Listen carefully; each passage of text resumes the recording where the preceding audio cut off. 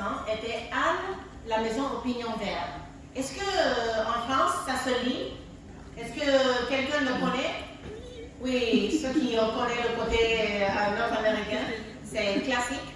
Et pour celles qui ne le connaissent pas, c'est l'histoire d'une orpheline qui est placée par erreur dans la maison d'un frère et sœur très âgés qui ont besoin d'un jeune homme pour les aider sur la ferme. Alors, ils ne sollicitaient pas une fille, mais plutôt un garçon. Et cette erreur a conduit cette jeune fille à une grande peine. Elle avait déjà beaucoup souffert à la main des familles d'accueil qui l'avaient traitée comme une bête de somme. Et lorsqu'elle reçoit l'invitation à venir à la maison au pignon vert, son cœur bondit de joie. Mais assez rapidement, elle découvre que c'était tout en erreur. Imaginez son chagrin et sa déception. Selon ses propres mots, elle était dans les profondeurs du désespoir. Marilla, la femme qui l'a reçue, est une femme âgée très judicieuse. Elle n'a pas beaucoup de patience pour l'agitation émotionnelle de cette jeune fille d'une douzaine d'ans, qui porte des robes en lambeaux. Mais quand Anne lui demande si elle a déjà été dans les profondeurs du désespoir, Marilla répond non. Le désespoir, c'est tourner le dos à Dieu. Est-ce que vous pensez que ce soit vrai? Est-ce que Marilla a raison? Considérez-vous comme un péché, voire un blasphème, de désespérer de la vie, de mettre Dieu en question? Je vous propose que le psaume 42 et 43, que nous allons découvrir ce matin, offre un correctif nécessaire à Marilla Cuthbert et à tout croyant qui puisse penser que le désespoir est impie. Aujourd'hui, nous allons faire un voyage avec le psalmiste, fils de Corée, pour découvrir ce que nous devons faire de notre désespoir. Avons-nous le droit de remettre Dieu en question? Lorsque l'affliction et l'opposition semblent briser nos cœurs, pouvons-nous être honnêtes avec Dieu? Pourrons-nous lui dire ce que nous ressentons vraiment? Ou devons-nous faire attention à nos paroles, de peur de provoquer sa colère? Est-ce que c'est mieux comme ça? Oui? À celles qui traversent les eaux de l'affliction, son jumeau offre une promesse puissante. Puisque Dieu nous accorde sa grâce lorsque nos âmes sont abattues, espérons en lui en attendant son salut. Puisque Dieu nous accorde sa grâce lorsque nos âmes sont abattues, espérons en lui en attendant son salut. Avant de nous lancer dans cette magnifique série de psaumes de lamentation, la première question que peut-être vous devez vous poser est la suivante. Pourquoi enseigner deux psaumes ensemble, 42 et 43? La raison est que la plupart des érudites estiment qu'ils forment une seule unité littéraire. Les deux psaumes vont ensemble. Et voici quelques raisons. De tous les psaumes du livre 2 du psautier, le psautier est divisé en 5.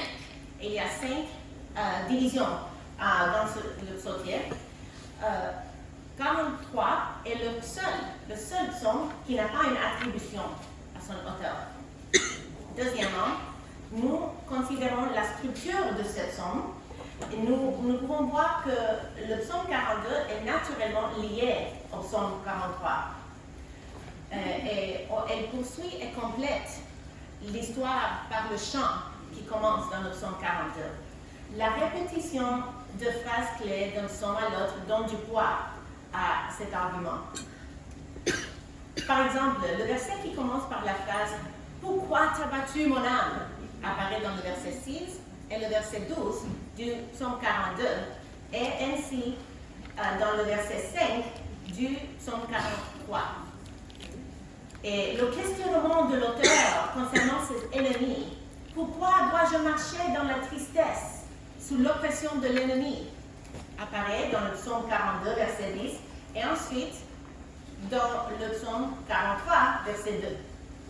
Pour ces raisons, de nombreux manuscrits médiévaux les avaient liés ensemble, ainsi que des manuscrits hébraïques, et les combinent dans un seul psaume. Maintenant, j'aimerais le situer dans son contexte historique. Tout d'abord, l'auteur.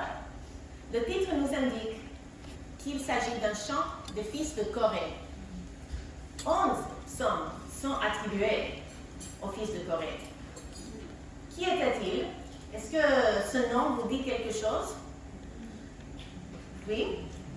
Il est descendant d'un cousin de Moïse nommé Corée, qui était à la tête d'une rébellion contre Moïse et Aaron, les deux oints choisis par l'Éternel.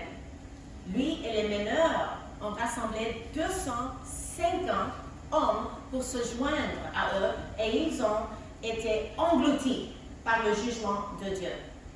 Mais Dieu n'avait pas fini avec les fils de Corée. Le prophète et le juge Samuel est descendant de Corée. Et ce clan devient les porteurs et les gardiens du tabernacle et les grands leaders de la musique chorale et orchestrale au sein du peuple de Dieu et le culte dans le temple.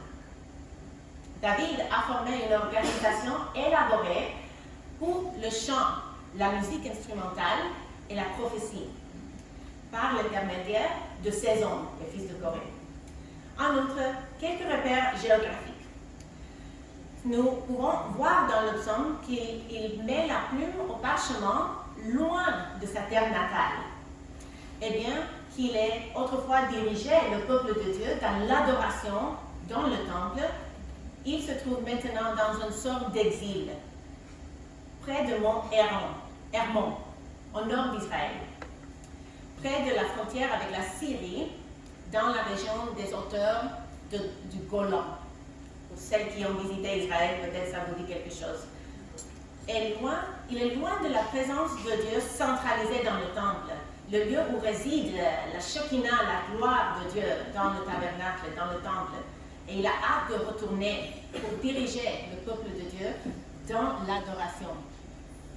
De ma part, j'ai hâte de vous partager le cœur de ce psalmiste alors que nous entrons dans ses souffrances et son espoir. J'ai divisé notre passage en 5 sections. L'âme assoiffée, l'âme déprimée, l'âme opprimée, l'âme justifiée et l'âme joyeuse. Lisons ensemble versets 1 à 5.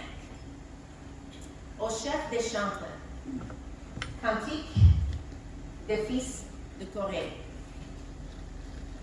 Comme une biche soupire après des courants d'eau, ainsi mon âme soupire après toi, ô Dieu. Mon âme a soif de toi, du Dieu vivant. Quand irai-je et paraîtrai-je devant la face de Dieu? Mes larmes sont ma nourriture jour et nuit, pendant qu'on me dit sans cesse, où est ton Dieu? Je me rappelle avec effusion de cœur quand je marchais entouré de la foule et que je m'avançais à sa tête vers la maison de Dieu, au milieu des cris de joie et des actions de grâce d'une multitude en fête. J'ai intitulé cette section « L'âme assoiffée ».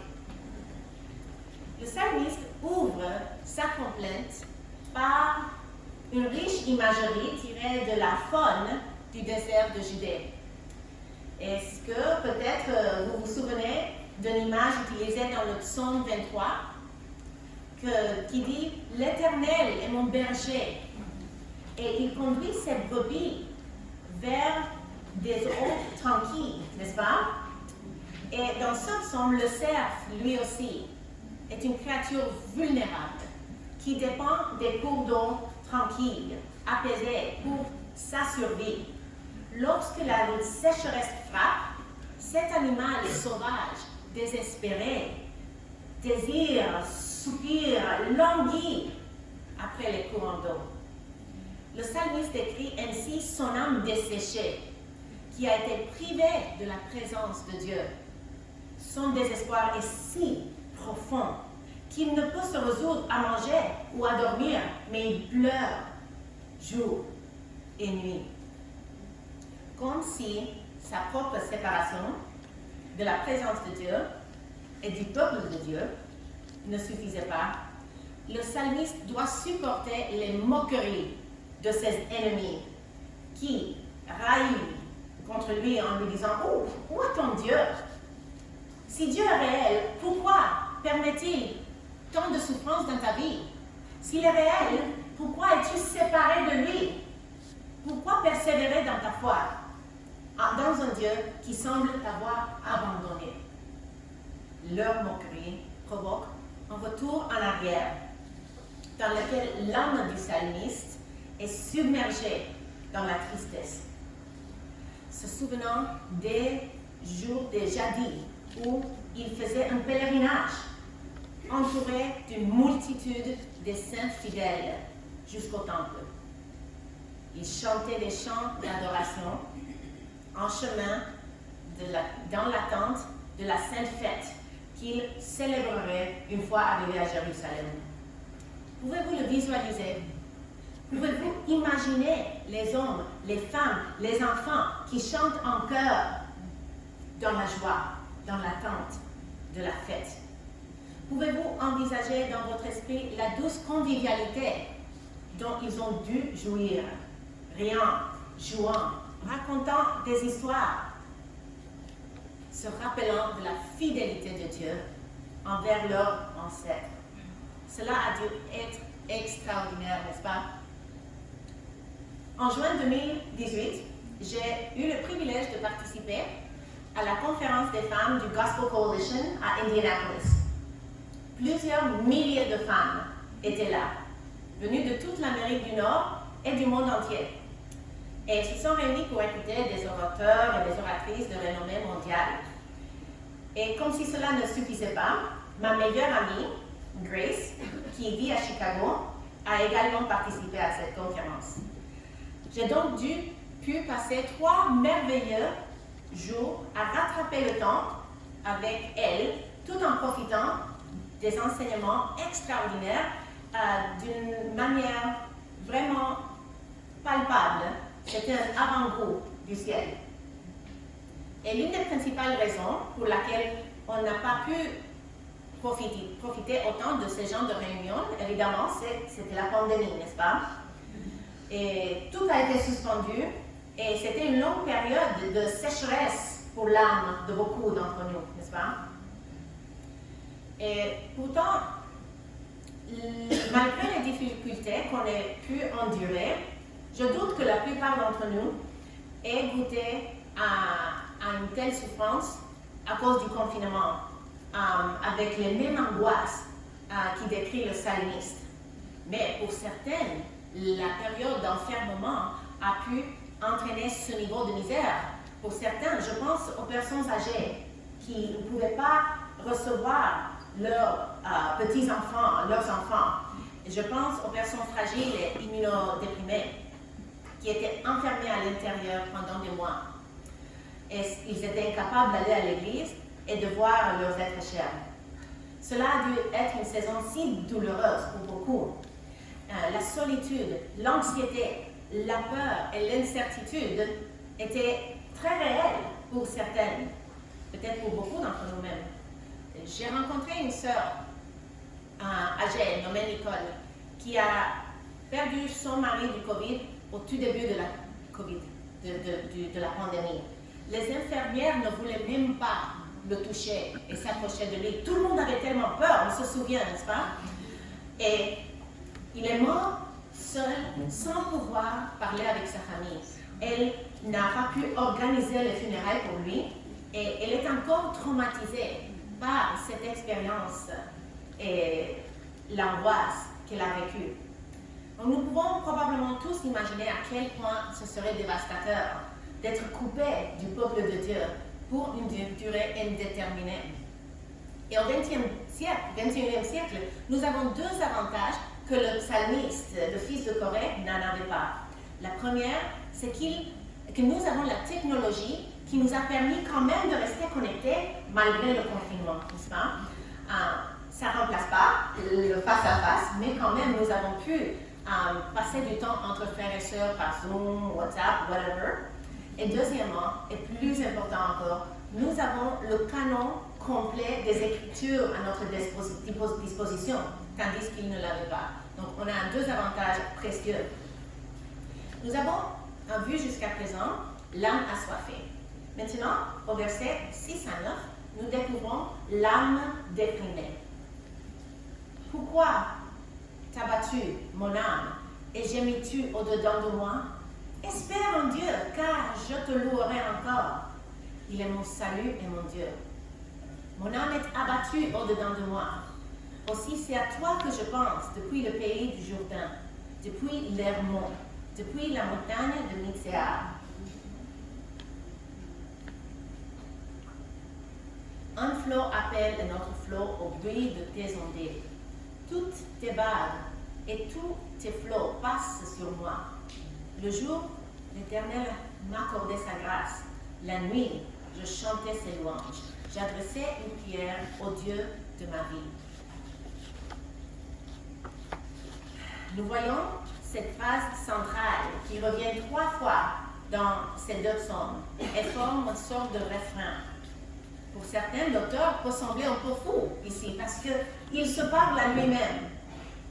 Pourtant, il n'est pas inhabituel dans les psaumes de se parler à soi-même. Car si vous connaissez le psaume 103, il dit « Bénis l'Éternel, mon âme, et que tout ce qui est en moi bénisse ton Saint-Nom. » Alors parfois, se parler à soi est le plus sage des moyens d'action, n'est-ce pas? Le malin nous chuchote tout le temps. Le système de ce monde maléfique cherche à nous presser dans son moule. Lorsque nous sentons que les épreuves de la vie et les railleries de nos ennemis nous poussent au désespoir, parler à notre âme est peut-être exactement ce dont nous avons le plus besoin. Au verset 7, l'auteur reconnaît une fois de plus qu'il est déprimé. Mais il ne lève pas les bras en signe de défaite. Non, il va jusqu'au bout. Il s'engage à louer pendant son séjour dans ce pays lointain. Dans le verset suivant, il semble qu'il utilise un procès littéraire que nous voyons Jésus employer dans son ministère sur terre. Il regarde autour de lui. Il se sert de la nature pour peindre un tableau de mots, comme Jésus l'avait fait avec les lits des champs, n'est-ce pas? Depuis cette région montagneuse proche de la Syrie, ce fils de Corée voit des ruisseaux profonds et des chutes d'eau en cascade qui semblent s'abattre directement sur lui, le submerger et l'emporter dans leur courant. Quel contraste entre ces eaux sauvages et les ruisseaux tranquilles et rafraîchissants auxquels il aspire au verset 2. Ce qui me fascine, c'est que malgré la lourdeur de sa détresse émotionnelle, il persévère dans la louange. Il réussit à voir au-delà du brouillard aveuglant de ces circonstances, jusqu'à la vérité immuable que l'Éternel est avec lui. Même dans les heures sombres de la nuit, où si souvent notre obscurité spirituelle reflète le monde qui nous entoure, il nous donne un chant, une prière qui sert de rayon de lumière, brisant l'ombre qui nous entoure. N'est-ce pas glorieux? Depuis quelques années, je coach une femme leader au Québec nommée Elisabeth. Elle vient de traverser une période de dépression qui a nécessité une intervention médicale. Elle m'a donné la permission de partager son histoire d'ailleurs. Il ne s'agit pas simplement d'un cas de mélancolie. Elle a récemment décrit les sentiments qu'elle éprouve comme une noyade. Elle a expliqué que si nous nous imaginons en train d'être dans l'océan, et certains d'entre nous n'auraient aucun problème à patauger dans les eaux. Mais pour certaines personnes, la dépression peut donner l'impression que les eaux montent au-dessus de notre cou et menacent de nous emporter avec la prochaine vague d'affliction. L'Éternel a béni cette génération avec le progrès médical qui a permis à des amis souffrant de dépression de garder la tête hors de l'eau. Il me semble que notre ami le fils de Corée aurait peut-être bénéficié d'une aide médicale au sein de son profonde affliction. Mais en absence de cela, dans le Proche-Orient ancien, il fait autre chose. Il parle à lui-même. Écoutez les paroles de Martin Lloyd-Jones à ce sujet. Avez-vous réalisé que la plupart de vos malheurs dans la vie sont dus au fait que vous vous écoutez au lieu de vous parler? Prenez les pensées qui vous viennent au moment où vous vous réveillez le matin. Vous n'êtes pas à l'origine, mais elles vous parlent, elles vous rappellent les problèmes de la veille, etc. Quelqu'un parle. Qui vous parle? C'est votre propre chair qui vous parle. Le raisonnement de cet homme dans le psaume 42 est le suivant. Au lieu de laisser ce soi lui parler, il commence à se parler à lui-même. « Pourquoi es-tu abattu, ô mon âme ?» demande-t-il. Son âme l'avait déprimé, l'avait écrasé. Alors il se lève et il dit « Âme, écoute un instant, je vais te parler. » Traversez-vous aujourd'hui une période de profonde affliction de l'âme? Êtes-vous tenté d'abandonner Dieu parce que vous pensez que peut-être il vous a déjà abandonné? Si oui, vous n'êtes pas la seule. Le psalmiste est aussi prise avec ses craintes et ses doutes. Et ce remède est aussi le nôtre. Dites la vérité et faites taire les mensonges de l'ennemi, de votre propre esprit et de ce monde avec son système qui rejette Dieu. De plus, rassurez-vous, vous, en sachant que vous marchez dans les traces des hommes et des femmes de Dieu à travers les siècles qui ont souffert des épreuves similaires aux nôtres. Certains chrétiens pensent qu'il est impie d'être déprimé, que cela doit être dû à un péché non confessé. Point final. Mais cette possible explication, c'est possible, mais nous vivons dans un monde déchu, dans lequel nos corps déchus souffrent toutes sortes de problèmes biochimiques et neurologiques qui n'ont rien à voir avec un péché personnel non confessé et qui peuvent provoquer une dépression. Et Dieu peut nous trouver dans cet endroit, non pas avec des paroles de jugement et de condamnation, mais avec des paroles d'amour et de compassion. N'abandonnez pas, mes sœurs, il ne vous abandonnera jamais, puisque Dieu nous accorde sa grâce lorsque nos âmes sont abattues. Espérons en lui en entendant son salut. Considérons maintenant les paroles du fils de Corée au verset 10 à 12, dans lesquelles son attention passe de l'intérieur vers l'extérieur, de sa propre peine à la pensée par rapport à ses persécuteurs. J'ai intitulé cette section « L'âme opprimée ». Je dis à Dieu, mon rocher, pourquoi m'oublies-tu? Pourquoi dois-je marcher dans la tristesse, sous l'oppression de l'ennemi? Mes os se brisent quand mes persécuteurs m'outragent en me disant sans cesse, où est ton Dieu? Pourquoi t'abattu, mon âme? Et je m'y tue au-dedans de moi. Espère en Dieu, car je le louerai encore. Il est mon salut et mon Dieu. Le psalmiste vient de déclarer au verset 9 que Dieu lui a donné un chant, une prière. Maintenant, au verset 10, il nous donne le contenu de cette prière. Pourquoi m'ignores-tu? Pourquoi dois-je me promener alors que mes ennemis m'oppriment? Dans des minutes. Quoi? A-t-il le droit de parler à Dieu comme ça? Apparemment, oui. Mais remarquez les premiers mots de sa prière. Je dis à Dieu mon rocher. Il est honnête, mais il reste révérencieux. La foi perdure malgré sa misère. Et pourquoi est-il si désespéré? Parce qu'en termes imagés, ses ennemis lui brisent les os. Les os désignent toute la structure humaine de la personne, c'est-à-dire la personne elle-même. Dire que ses os sont à l'agonie, c'est dire avec force que son corps est déchiré avec la douleur.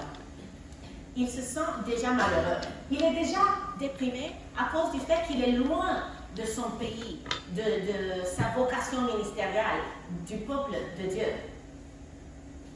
Mais en plus de cela, il est obligé de supporter les moqueries des personnes cruelles dont les paroles résonnent dans son propre esprit. Mais une fois de plus, il reprend ce refrain que nous avons déjà vu au verset 6.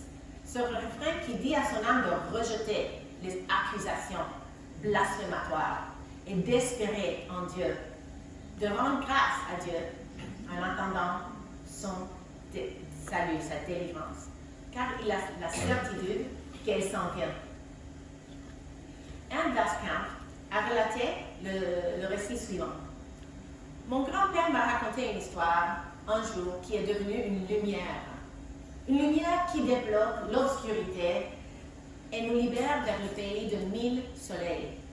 Apparemment, il y avait un serpent tropical, plus long que la longueur de l'homme, qui avait grimpé sur le support d'une cabane dans la jungle et s'était glissé directement vers la cuisine d'une certaine femme. Elle s'est retournée et a brisé le jour d'un cri, a glacé le sang et s'est jetée dehors, les yeux écarquillés. C'est à ce moment-là qu'un voisin, armé d'une machette, est arrivé, entré dans la cuisine et tranché la tête de cette bête reptilienne. Ce qui est étrange, c'est que la neurologie et le flux sanguin d'un serpent sont tels qu'il continue à se déplacer sauvagement après avoir été décapité.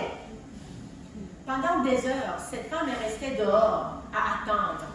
Et le corps du serpent continuait à se déchaîner, se coignant violentement contre toutes les fenêtres et les murs, détruisant les chaises et la table et tous les objets de la maison.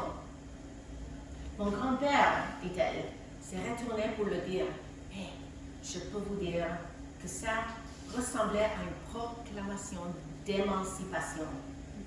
Un serpent ne peut faire des ravages que jusqu'à qu'il accepte qu'il n'a plus de tête, qu'il est mort. L'ennemi de votre âme ne peut faire des ravages dans votre vie que jusqu'à que vous acceptiez qu'il est déjà mort et que vous êtes déjà libre. Acceptez ce que vous êtes déjà. Acceptez d'être libre parce que vous l'êtes déjà. Aucun ennemi ne peut vous emprisonner car votre Sauveur vous donne du pouvoir. Rien ne peut tenir en esclavage ce que Dieu a libéré et il nous tient dans ses bras. Puisque notre Dieu nous accorde sa grâce lorsque nos âmes sont abattues, espérons en lui en attendant son salut. Qu'en est-il de nous? Continuons-nous à croire au mensonge de notre ennemi, ce serpent de jadis, même si notre Sauveur l'a vaincu à la croix de Calvaire?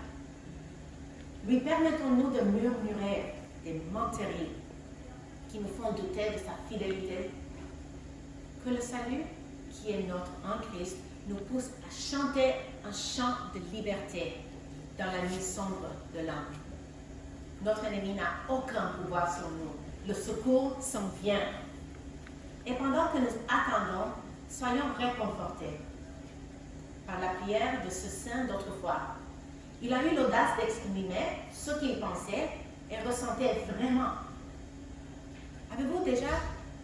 ressenti le besoin d'aseptiser vos prières pour les rendre pieuses?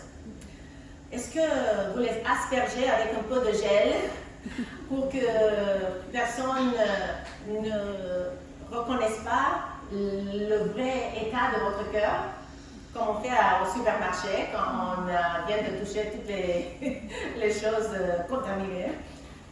Vous demandez-vous si vous pouvez vraiment dire au Seigneur la vérité de ce que vous ressentez sans qu'il se mette en colère, sans qu'il vous frappe de son courroux? Ma sœur bien-aimée, ce n'est pas le caractère de notre Dieu. Il accueille nos prières respectueuses, mais honnêtes. Et sachant qu'il sait déjà ce qui est dans notre cœur, alors ce n'est pas la peine de le lui cacher et d'appliquer du rouge à lèvres et du mascara sur un visage intérieur abattu, en pensant que nous pouvons le tromper. Puisque Dieu nous accorde sa grâce lorsque nos âmes sont abattues, espérons en lui en attendant son salut. Jusqu'à présent, nous avons vu comment le psaume 42, versets 1 à 5, décrit une âme assoiffée.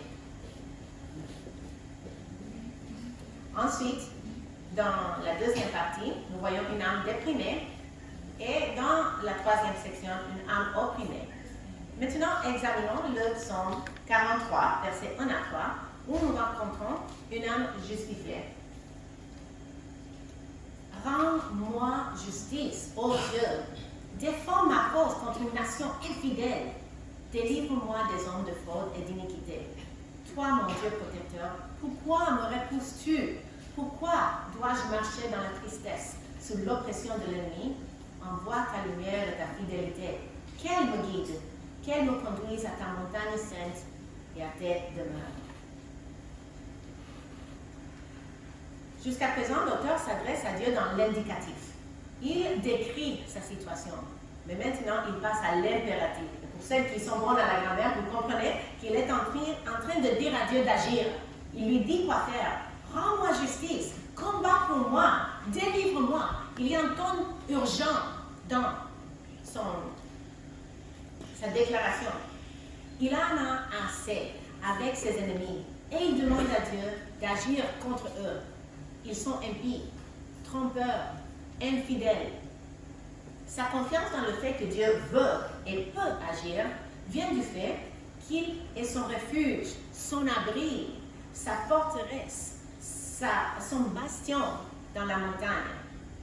Ses ennemis peuvent s'abattre sur lui comme des énormes rochers lors d'un éboulement.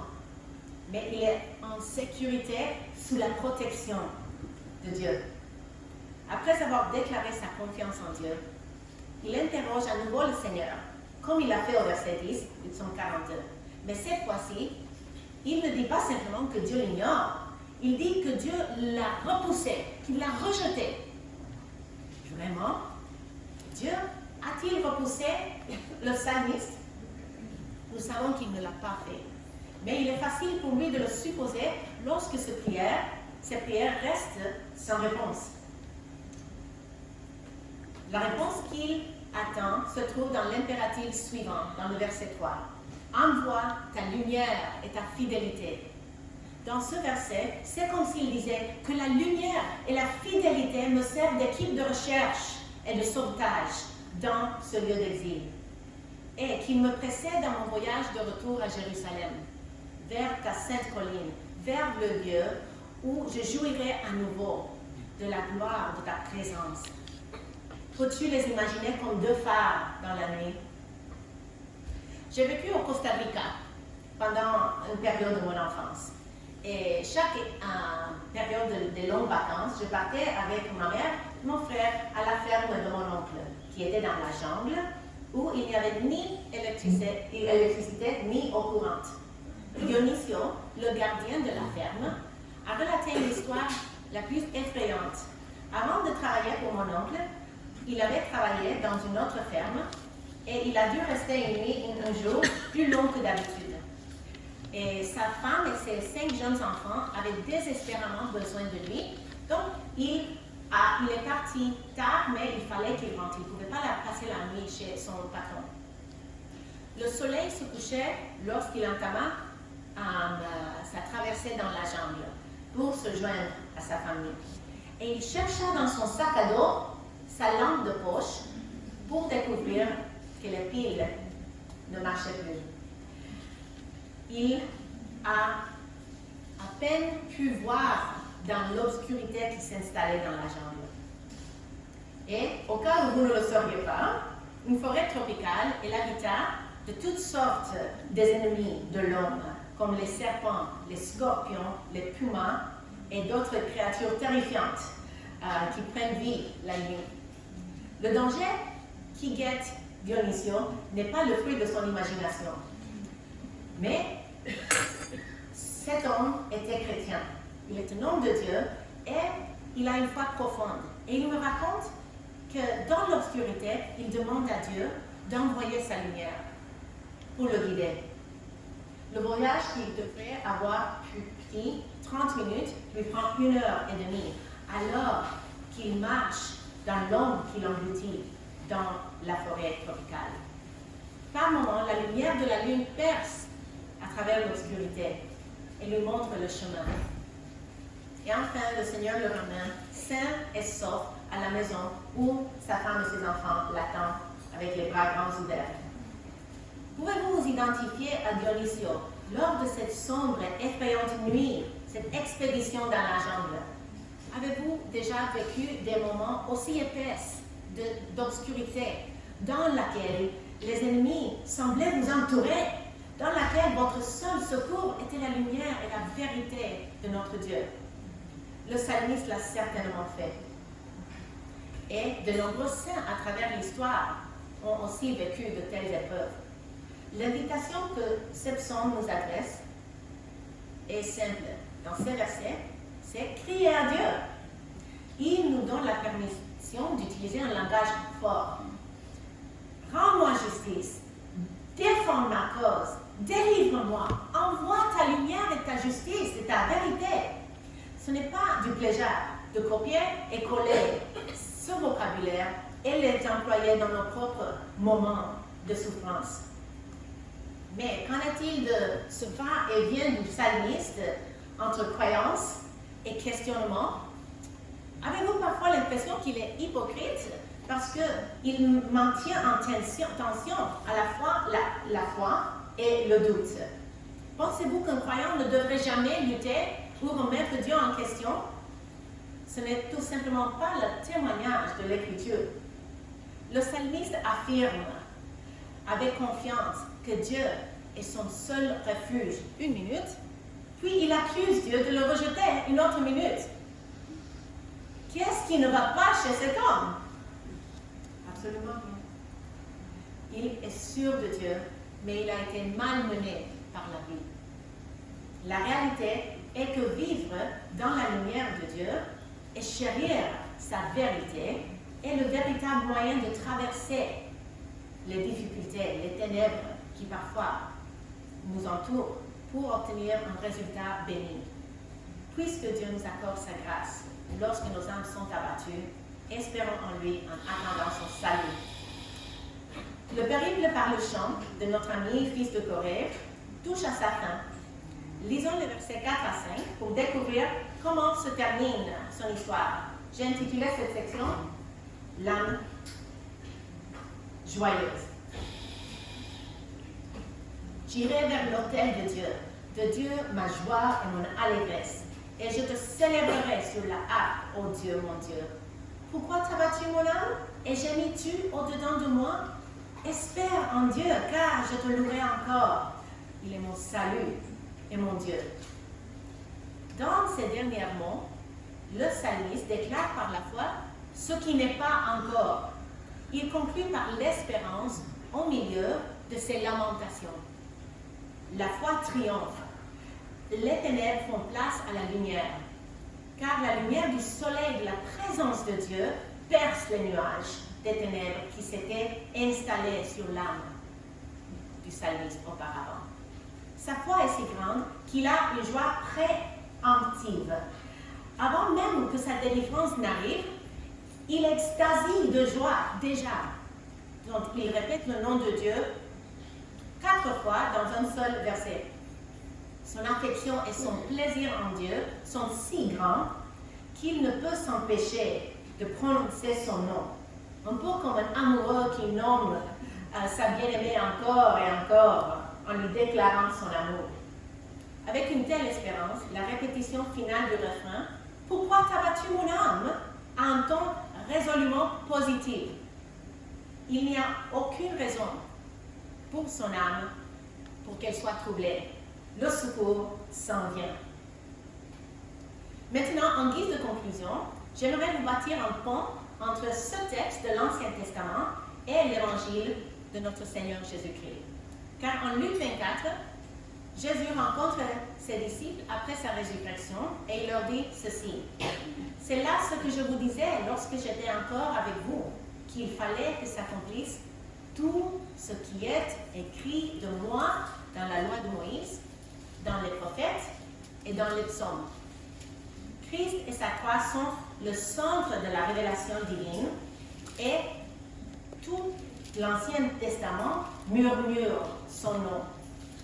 Donc, si je me demandais quand ces psaumes nous parlent de Christ, je dirais qu'une possibilité et que je vois est une progression dans l'action qui est parallèle à celle de Christ pendant la semaine de sa passion.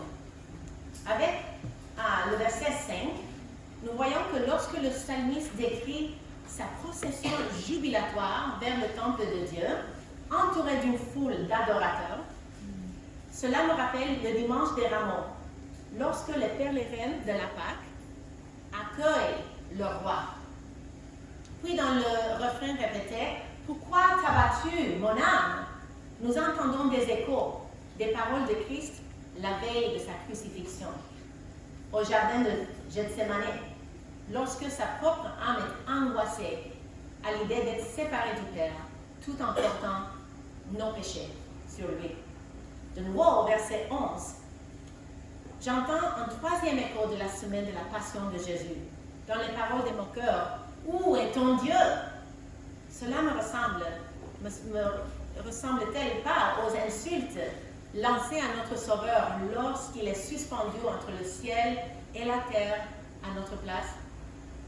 Et enfin, je vois dans le psaume 43, verset 4, la joie extatique que Christ goûte lorsqu'il triomphe du tombeau et il monte au ciel à la droite du Père.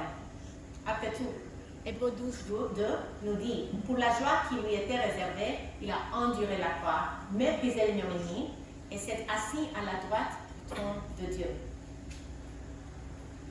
Dans la nuit du 24 au 25 avril, dans l'année 387, Augustin a été baptisé par l'évêque Ambroise dans la cathédrale de Milan. Le texte cette nuit-là était le psaume 42 et 43. Avec ces images d'eau et de désaltération divine, il était tout à fait adapté à l'occasion. La vie dépend de Dieu, tout comme la vie dépend de l'eau. Augustin a dit, la pensée de Dieu remue l'être humain si profondément qu'il ne peut être satisfait que s'il te loue, parce que tu nous as fait pour toi, Seigneur. Et notre cœur est sans repos, tant qu'il se ne repose pas en toi. As-tu soif du Dieu vivant? Viens à ses pieds ce matin et trouve ce dont ton âme a le plus besoin. Si tu es ici aujourd'hui et tu n'as pas encore mis ta confiance dans celui qui est ton secours, je t'invite à le faire avant de partir aujourd'hui. Puisque Dieu nous accorde sa grâce lorsque nos âmes sont abattues, espérons en lui en attendant son salut. Amen.